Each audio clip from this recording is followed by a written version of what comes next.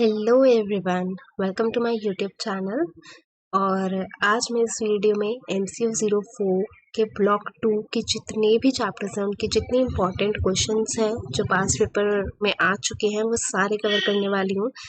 Block 1 में 4 chapters हैं जिनके इम्पोर्टेंट क्वेश्चंस मैं ऑलरेडी अपनी पिछली वीडियो में कवर कर चुकी हूँ, और आज इस वीडियो में हम ब्लॉक 2 के जितने इम्पोर्टेंट क्वेश्चंस हैं वो कवर करने वाले हैं। सो ब्लॉक 2 के अंदर 4 चैप्टर्स हैं।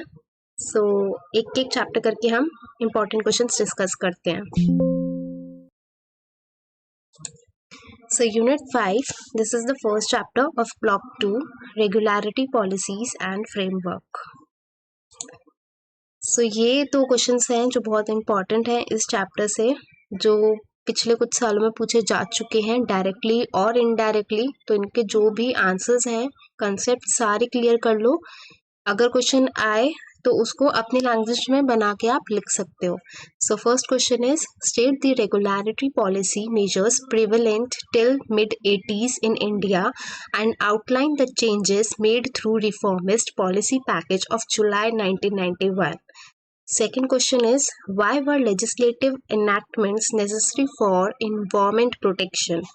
Discuss the provisions of the Environment Protection Act 1986.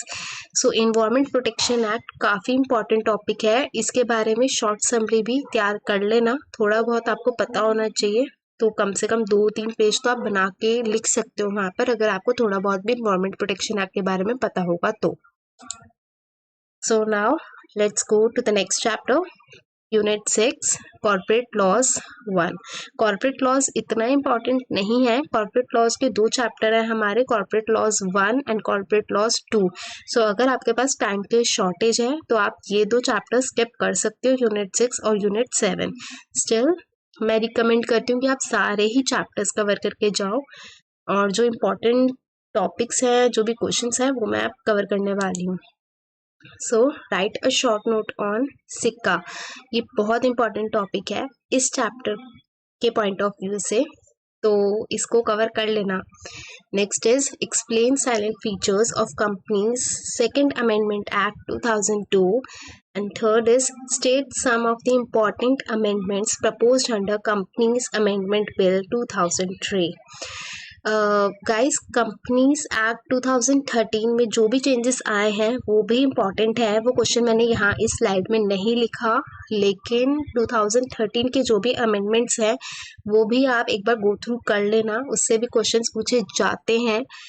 तो 13 में काफ़ी कुछ हुआ था, काफ़ी मेजर चेंजेस आए हैं कंपनीज एक्ट में, तो अगर आप थोड़ा बहुत भी पढ़ लोगे तो you can able to write in exam.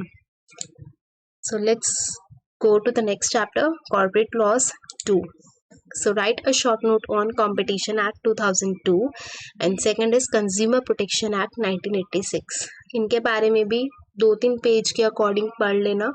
ये क्वेश्चंस पूछे जाते हैं, कंपटीशन एक्ट क्या होता है, कंज्यूमर प्रोटेक्शन एक्ट क्या होता है, उनके फीचर्स क्या होते हैं, और CCI के अंदर कौन कौन आता है। ये बहुत इंपॉर्टेंट टॉपिक है CCI। तो CCI competition commission of India है CCI की फुल फॉर्म, तो इसको भी अच्छे से कवर कर लेना। Next question is, what do you mean by unfair trade practices? State the powers of MRTP commission with respect to unfair trade practices.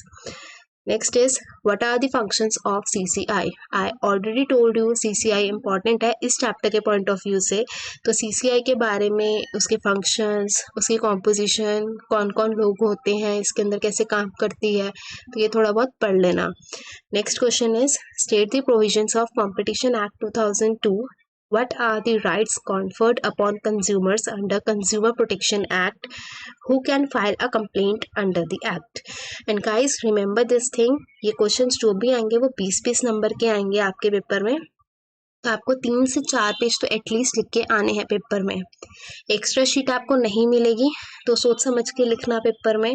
ऐसा भी नहीं कि एक क्वेश्चन में 6-7 पेज भरती है और बाकी क्वेश्चंस में लिखने का आपके पास शीट्स ही ना बचे। सो सोच समझ के लिखना जो भी आप लिखो।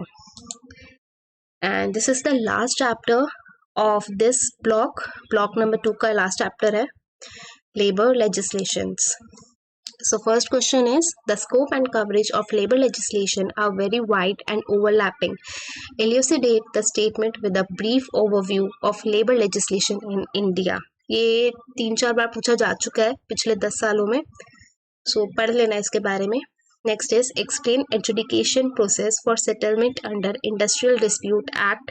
इंडस्ट्रियल डिस्प्यूट एक्ट काफ़ी बड़ा है, तो थोड़ा बहुत उसके बारे में पढ़ लेना और कैसे आप अप्लाई कर सकते हो अगर आपको कोई डिस्प्यूट है तो उसका क्या प्रोसेस होता है, कैसे सेटलमेंट होती है, उसके बारे में भी थोड़ा बहुत पढ़ लेना. Next is differentiate between strike and lockout. This is the most important topic, ये आप बिल्कुल स्किप मत करना. स्ट्राइक और लॉकआउट हमेशा पूछा जाता है, तो इसके बारे में आपको कम से कम 10 पॉइंट्स पता होने ही चाहिए. Next is lay off and retrenchment. इन दोनों के बारे में भी आपको पता होना चाहिए. कभी कभी डिफ्रेंशिएट करने के लिए बोल देते हैं, कभी कभी इनके बारे में शॉर्ट नोट लिखने के लिए बोल देते हैं, तो आपको हर एक चीज़ का मीनिंग, उनके बीच में डिफ्रेंसिएशन जो भी है वो सब पता होना चाहिए. So this is all from block 2. Block 3, block 4, block 5 ये मैं अगली वीडियोस में कवर करने वाली हूँ. So till then share this video to all your friends so that उनकी भी हेल्प हो सके. और अगर आपको इनमें से किसी भी क्वेश्चन में कोई डाउट है, आंसर्स चाहिए, तो please comment below. I am happy to serve you and please share this video. Thank you.